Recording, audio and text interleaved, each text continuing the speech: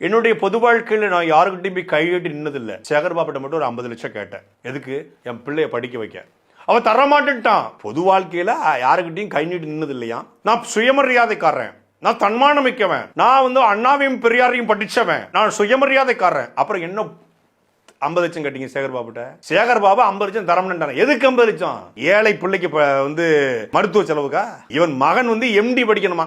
ஒரு 2 பிள்ளையும் வீட்டுல டாக்டர் படிச்சிருக்கா, சாதாரண வீட்டு பிள்ளைய டாக்டர் படிக்க முடியாது. இன்னைக்கு 2 பிள்ளையும் டாக்டர் படிக்க வச்சுட்டு மகனையும் மகளையும் இவர் எளிய வாழ்க்கையை வாழ்ந்துட்டு இருக்காராம். 2 பிள்ளையும் டாக்டர் படிக்கிறதுக்கு எங்க பிடிச்சி உருவன அப்படின்னு கேட்டா எப்படி இருக்கும்? கடன் வாங்கி தான் தர சொன்னேன், நான் திருப்பி தந்துருவேன்னு தான் சொன்னேன், அவங்க தரமாட்டேன்னு சொல்லிட்டாங்க.